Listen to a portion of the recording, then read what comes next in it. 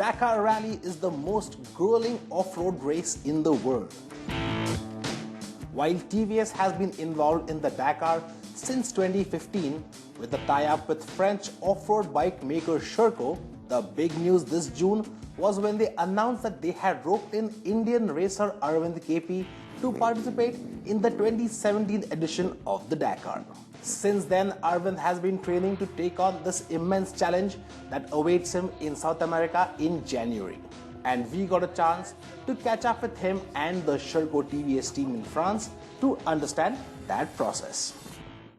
TVS Racing and Sherco TVS Rally factory team has laid the whole program out for me, so it was not really a new thing. I was initially introduced to international racing on the Baja scenes, and which was like a like an eye opener for me to understand how international rallies function and how you put yourself in situations like that. Navigational part, the Rally of Olympia was the first navigation rally for me.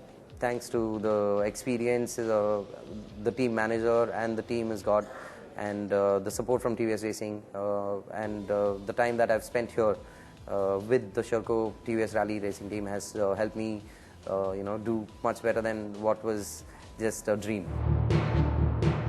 Partnering with Aravind for 2017 is Adrian Metge, who has raced the Dakar once before, as well as 9-time Dakar veteran Joan Pedrero. Joan is also playing a critical role in helping to train Aravind for this incredible 9,000-kilometer rally raid. TVS Racing is fairly confident that with such a versatile team, a strong Dakar finish is within reach. But what prompted TVS to take on this challenge? Dakar, that was, I think it was a natural result of, moving around, because we used to participate in Sri Lanka also for the motocross races. Aravind KP has been Sri Lankan champion in 2011. And after 5 years, we have once again won the Sri Lankan championship with a Sri Lankan rider who is also TVS Racing rider. So after these rallies, we thought of doing something better. And Dakar was like a dream. This is a deal between TVS Racing and Sherco Rally Factory. As far as the biggest benefits for us are concerned are two-pronged. When you compete at this kind of a global event, where all the big names in motorcycles, all the big racing outfits in motorcycles are there, I think TVS Racing gets a chance to compete with the best in the world. By doing so, you tend to become one of them. And what is more important is that the benefits over a period of years will be perceptibly there for you to see. The Dakar is not an easy feat, and Aravind said it's all about keeping expectations reasonable. The primary goal is the same as being the first TVS Racing team rider, and to be finishing the whole rally is in good terms, and in the best ways possible is going to be the primary and realistic goal. After interacting with the Sherco TVS riders and the team, we are naturally a little interested in finding out what their bikes are all about.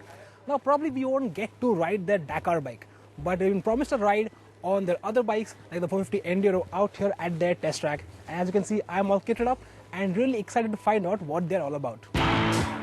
The Sherco TVS RTR 450 Baja bike is the basis of the team's Dakar bike. It's super light and lightning quick on dirt.